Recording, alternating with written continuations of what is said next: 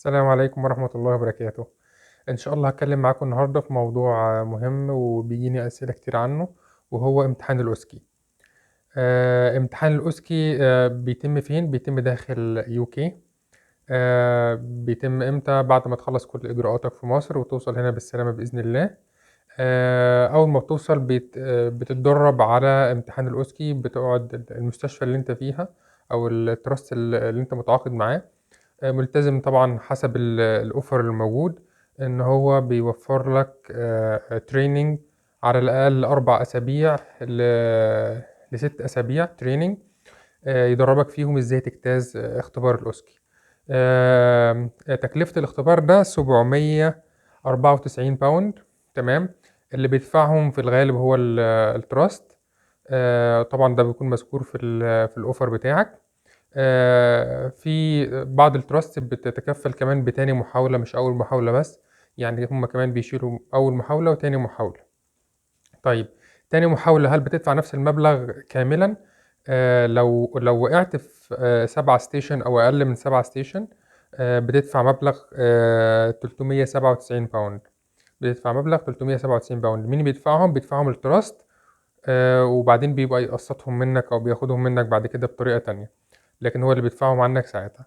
فإحنا عندنا حاجة من الاتنين، يا إمّا الtrust بيدفع لك أول وتاني محاولة، يا إمّا الtrust بيدفع لك أول محاولة بس، ولو لا قدّر الله احتجت محاولة تانية بيدفعوها لك وبعدين بيخصموها من الراتب بتاعك.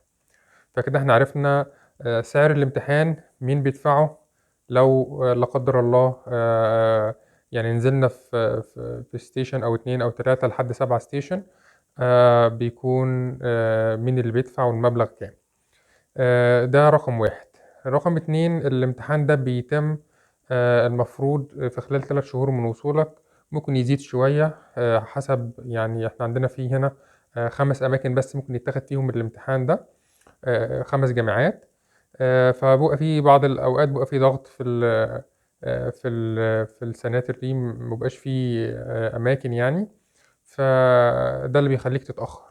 فإحنا معانا 3 شهور، ده الaverage بتاعنا. المفروض يتم إن إحنا في خلال 8 شهور لينا 3 محاولات. بعد ال3 محاولات يعني حسب معلوماتي إن أنت العقد بيتلغي وبتسافر وبترجع تبدأ الإجراءات من أول وجديد.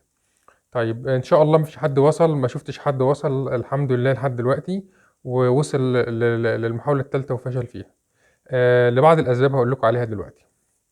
خلّينا الأول نعرف الأوسكي هو عبارة عن إيه. هو عبارة عن امتحان عملي. إحنا خدنا امتحان نظري قبل كده، اللي هو كان على الكمبيوتر، اللي هو اسمه الCBT، ده كان أونلاين. فده امتحان عملي. كلنا اتعرّضنا لامتحانات عملي أثناء الدراسة بتاعتنا. فده امتحان عملي. مكوّن من إيه؟ مكوّن من 10 stations، يعني 10 أجزاء أو 10 امتحانات. كل امتحان فيهم بيكون، أو كل جزء فيهم بيكون بيتراوح مدته من 6 دقايق ل20 دقيقة، وهنقسّمهم دلوقتي. نبدأ بحاجة اسمها APIE Assessment Planning implementation evaluation. ال4 دول مرتبطين ببعض لإن بييجي لك patient أو سيناريو واحد بتكمّل معاه ال4 حاجات دول. تعمل له assessment، تمام. بعد ما تخلّص الassessment الstation دي وقتها 20 دقيقة. بتدخل بقى بعد كده الstation اللي بعدها، بيكون بتعمل planning للnursing diagnosis اللي أنت طلّعتها، فبتعمل 2 plan nursing care plan. في بعد كده الstation التالتة بتبقى الimplementation، ودي بيكون فيها بنعمل بندّي الmedication للpatient بحسب الprescription، بنقرا الprescription وبنطلّع الmedication نعطيه للpatient يعني بطريقة safely. فده الstation التالتة. الstation الرابعة بنعمل hand over للpatient، ده اسمها evaluation، ودي اللي بيتم فيها الhand over. بيمتحنوك إزاي بتعمل hand over. ف ال4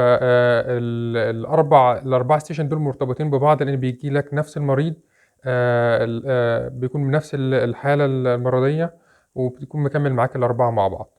طيب، بالنسبة للAPI دول اللي هم ال4 station دول، بييجي سيناريو من 12 سيناريو. بيجي لك سيناريو من 12 سيناريو. هقرا لكم سريعا ايه هي السيناريوهات اللي بتجيلنا.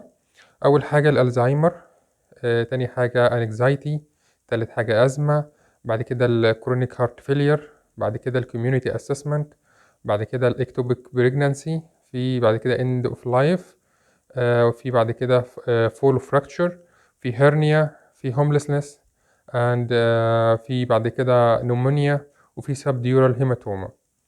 فدول ال 12 سيناريو بيجي لنا منهم سيناريو بيكون فيه ممثل بيقوم بدور المريض. بتكون في غرفة كده فيها شبه بالظبط الكلينيكال، شبه المستشفى.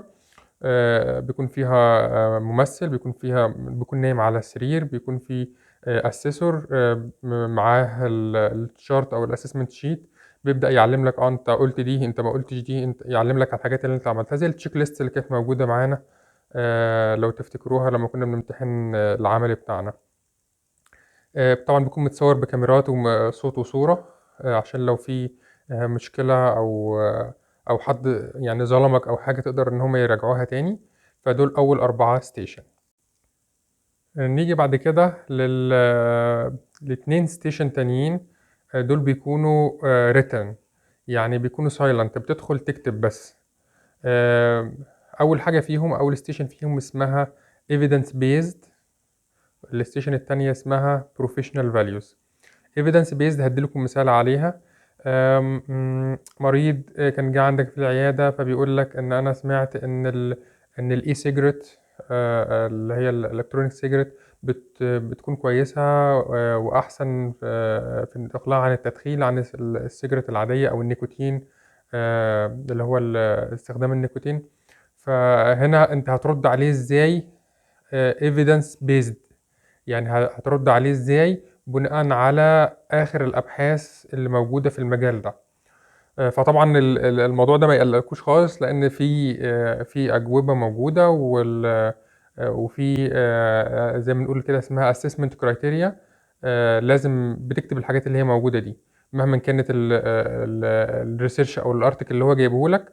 في الآخر هتكتب العناصر دي، فما تقلقش يعني، ما تتخضش إن أنت هتكتب آخر evidence based والكلام ده. الحاجات دي موجودة ومعروفة، ومعروف هتكتب ايه وهتذاكر ايه وهتكتبه ازاي بأي طريقة. فما نقلقش من القصة دي. فحاجة اسمها evidence based، وحاجة اسمها professional value. ده برضو situation بيجي لك لو انت زميلك في الشغل تعرض لتنمر، حد تنمر عليه، ايه الاكشن انت هتكون واخده. ففي عندنا حوالي 7 أو 8 حاجات المفروض نعملهم. فبرضه ما تقلقش، الحاجات دي كلها محفوظة ومعروفة ومتذاكرة ومتظبطة بالظبط هتعمل فيها ايه. هي موجودة كده، هتذاكرها هتروح تكتبها زي ما هي، فما تقلقش منها برضه خالص. بالنسبة للبروفيشنال فاليو عندنا في سيناريو هيجي لك من ضمن 15 سيناريو. بالنسبة للبروفيشنال فاليو، بالنسبة للإيفيدنس بيزد هيكون سيناريو من ضمن 14 سيناريو. خلاص، يبقى احنا كده خلصنا 4 ستيشن بتوع ال API، خلصنا 2 ستيشن، واحدة منهم بتاعة ال Evidence Based والتانية بتاعة ال Professional Values، وادينا مثال عليهم هما الاتنين. اتبقى معانا 4 ستيشن بنقول عليهم Clinical Skills، ودول الحاجة اللي هي الايه الجميلة اللطيفة اللي احنا متعودين عليها كلنا، اللي هو طبعا ازاي تدي IM injection، ازاي تركب نازو جاستريك تيوب، ازاي تعمل نازو فرنجال سكشننج، الحاجات دي كلها. فاحنا عندنا كام سيناريو ممكن يجي لنا؟ عندنا 22 سيناريو. 22 سيناريو في الكلينيكال سكيلز هيجي لنا منهم 4. تمام. طيب احنا كده خلصنا ال10 ستيشنز. نفترض لا قدر الله الواحد وقع في ستيشن واحدة من ال10 دول، ايه اللي هيتم؟ هيعيدوا حجز الامتحان مرة تانية، بس هيعيد بس الستيشن اللي وقع فيها. فلنفترض انه وقع في الستيشن بتاعة الايم انجكشن، فلما يجي يعيد الستيشن دي هيعيدها زي ما هي الايم انجكشن، هو نفس السيناريو، هو نفس المريض بنفس بياناته بنفس نوع الميديكيشن اللي كان هيتاخد.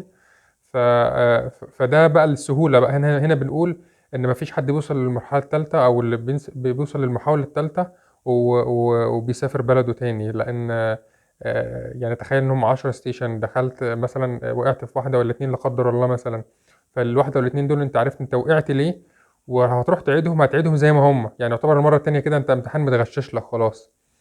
ف يعني طبعا بتاخد فيدباك ليه انت وقعت في الامتحان، ليه وقعت في الستيشن دي. كده طبعا ده باختصار عن الاوسكي للناس اللي بتسأل عنه. هنختصر كده أخيرا. 10 ستيشن، 4 منهم API Assessment Planning Implementation Evaluation.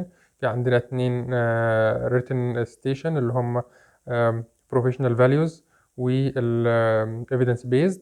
في بعد كده 4 Stations تانيين اللي هم ال Clinical Skills، بيكونوا 4 Skills من ضمن 22 Skills هتذاكرهم هيجي لك منهم 4. اتمنى كده ان انا سريعا اكون اديت لكم نبذه سريعه عن الاوسكي، وبالتوفيق ان شاء الله للجميع. السلام عليكم ورحمه الله وبركاته.